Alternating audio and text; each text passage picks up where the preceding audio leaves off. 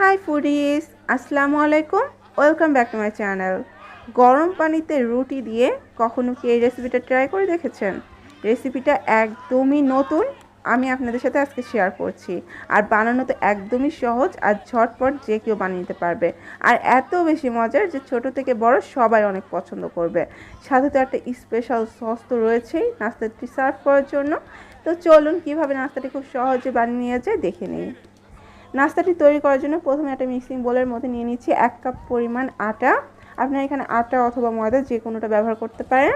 স্বাদ মতো কিছুটা লবণ দিয়ে দিলাম আর দিয়ে দিচ্ছি 1 চামচ পরিমাণ সয়াবিন তেল। এখন সমস্ত উপকরণগুলো একসাথে একটু মিশিয়ে নিচ্ছি। মিশিয়ে নেওয়া হয়ে গেলে এখন এখানে রুম টেম্পারেচারে থাকা পানি দিয়ে একটা ডো তৈরি করে নেব। ডোটা খুব বেশি শক্ত হবে না, খুব বেশি নরম হবে না, মিডিয়াম মসৃণ একটা ডো তৈরি করে নিতে হবে। তো আমি এখানে ডোটা তৈরি করে নিয়েছি আর এটা দেখুন, এটা কিন্তু খুব বেশি শক্ত না, খুব বেশি নরমও না। আর এটাকে কিন্তু রেস্টে রাখার কোনো প্রয়োজন নেই, সাথে সাথে রুটিটা আমরা বেলে নিচ্ছি। আর এই ডোটাকে আমি 3 ভাগে ভাগ করে নিয়েছি। এখন আমি এখান থেকে 3টা রুটি বেলে নিচ্ছি। রুটিটা কিন্তু খুব বেশি পাতলা হবে না, আবার খুব বেশি মোটাও হবে না। আমি 3টা রুটি পরপর বেলে নিচ্ছি, তারপর চুলায় চলে যাচ্ছি। আর চুলায় একটা প্যানের মধ্যে পর্যাপ্ত পরিমাণে পানি একেবারে বলক তুলে নিয়েছি। এখন আমি এখানে দিয়ে দিচ্ছি 1 টেবিল চামচ পরিমাণ তেল। তেলটা দিয়ে আমি এখন এই বলক তোলা পানির মধ্যে একটা করে রুটি দিয়ে দেব আর 2 মিনিটের মতো করে ছেঁকে নেব।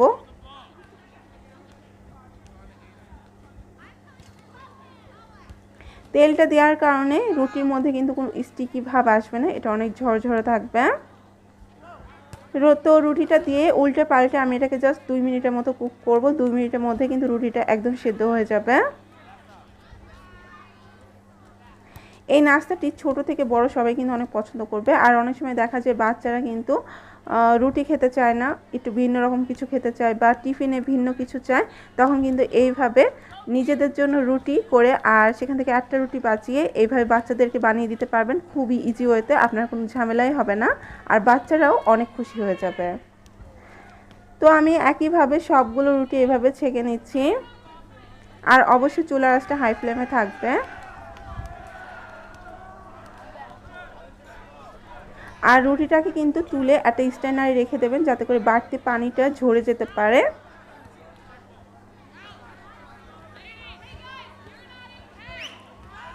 তো সবগুলো রুটি ছেঁকে নেওয়া হয়ে গিয়েছে। এখন আমি বলেছিলাম একটা সস রেডি করব, তার জন্য একটা বোলের মধ্যে নিয়ে নিচ্ছি 1/2 কাপ পরিমাণ পানি। আর সেই সাথে দিয়ে দিচ্ছি 2 টেবিল চামচ পরিমাণ, 2 থেকে 1.5 টেবিলের মতো নিলেই হবে সয়া সস। আর দিয়ে দিচ্ছি 2 চামচ পরিমাণ টমেটো সস। দিয়ে দিচ্ছি স্বাদ মতো কিছুটা লবণ, 1 চামচ পরিমাণ চিনি, দিয়ে দিচ্ছি চিলি ফ্লেক্স 1 চামচ পরিমাণ। এখানে অ্যাড করছি স্বাদে ম্যাজিক মশলা 1 প্যাকেট। এটা আপনারা যে কোনো মুদির দোকানে খুব ইজিলি পেয়ে যাবেন। এখন সমস্ত উপকরণগুলো খুব ভালোভাবে মিশিয়ে নিচ্ছি আর এটাকে একটা সাইডে রেখে দিচ্ছি, একটু পরে এটা আমাদের প্রয়োজন হবে। অন্যদিকে আমরা যে রুটিগুলো ছেঁকে স্ট্যান্ডারে রেখে দিয়েছিলাম সেগুলো নিয়ে নিয়েছি। আর এটা দেখুন, এটা কিন্তু একদমই স্টিকি না, ঝরঝরা হয়ে গিয়েছে। এখন একটা ছুরির সাহায্যে আমি এভাবে কেটে নিচ্ছি। আপনারা কিন্তু চাইলে অন্য কোনো শেপেও কেটে নিতে পারেন বা মোটা বা আরও পাতলা করেও কেটে নিতে পারেন। আমি এইভাবেই কেটে নিচ্ছি, এইভাবেই দেখতে সুন্দর লাগে। তো সবগুলো রুটি একইভাবে আমি কেটে নেব। কেটে নেওয়া হয়ে গেলে আমি আবারও চুলায় একটা প্যান বসিয়ে দিয়েছি আর তাতে কিছুটা সয়াবিন তেল দিয়ে দিচ্ছি, প্রায় 3 টেবিল চামচের মতো। এখন আমি এখানে একটা ডিম ভেঙে দিয়ে দিচ্ছি আর তেলের মধ্যে ডিমটাকে একটু ভেজে নেব।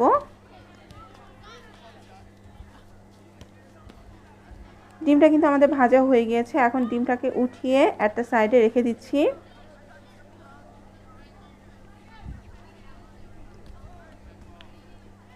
আপনারা চাইলে এখানে ডিমের পরিবর্তে চিকেনও ব্যবহার করতে পারেন বা যে কোনো মাংসও ব্যবহার করতে পারেন। ডিমটা উঠিয়ে একটা সাইডে রাখার পরে আবারও এখানে 2 টেবিল চামচের মতো তেল দিয়ে দিলাম আর দিয়ে দিচ্ছি 2-3টার মতো রসুন কুচি। এখন রসুনটাকে কয়েক সেকেন্ডের মতো তেলের মধ্যে একটু ভেজে নিচ্ছি। তারপর এখানে দিয়ে দিচ্ছি মাঝারি সাইজের একটা পেঁয়াজ কুচি। পেঁয়াজটাকেও একটু ভেজে নিচ্ছি। পেঁয়াজটা ভেজে নেওয়া হয়ে গেলে আমরা যে সসটা রেডি করে রেখেছিলাম সেটাকে এর মধ্যে দিয়ে দিচ্ছি, আর এটাকে নেড়ে চেড়ে একটু জাল করে নিচ্ছি। কিছুটা ঘন হয়ে আসা পর্যন্ত অপেক্ষা করছি। এ পর্যায়ে এখানে দিয়ে দিচ্ছি 3টার মতো কাঁচামরিচ কুচি। সসটা এই পর্যায়ে একটু ঘন হয়ে এসেছে। এই পর্যায়ে আমি যে রুটিগুলো কেটে রেখেছিলাম সেটা এখানে দিয়ে দিলাম। এখন নেড়ে চেড়ে মিশিয়ে নিচ্ছি, আর সসটা একটু ঘন হয়ে আসা পর্যন্ত অপেক্ষা করছি। দেখতে পাচ্ছেন সসটা কিন্তু শুকিয়ে গিয়েছে। এই পর্যায়ে আমি যে ডিমটা ভেজে রেখেছিলাম সেটা দিয়ে দিলাম এখানে, এবং সব কিছু খুব ভালোভাবে মিশিয়ে নিচ্ছি এবং 1 থেকে 2 মিনিটের মতো আবারও ভেজে নিচ্ছি। ব্যাস তৈরি হয়ে গেল আমাদের খুবই ইজি ওয়েতে নতুন একটা ইউনিক নাস্তা রেসিপি। এখন এটাকে আমি তুলে সার্ভ করে নিচ্ছি। দেখতে পাচ্ছেন খুবই লোভনীয় হয়েছে। এটাকে আপনারা হোমমেড পাস্তাও বা নুডলসও বলতে পারেন। একেবারে ভিন্ন পদ্ধতিতে আর একটু সহজভাবে তৈরি করে দেখালাম। আশা করছি আপনাদের কাছে ভালো লেগেছে। যদি ভালো লেগে থাকে তাহলে প্লিজ আমার চ্যানেলটি সাবস্ক্রাইব করবেন এবং ভিডিওটিতেও একটা লাইক করবেন। আজ তাহলে এখানে বিদায় নিচ্ছি। সবাই ভালো থাকুন, সুস্থ থাকুন। আল্লাহ হাফেজ।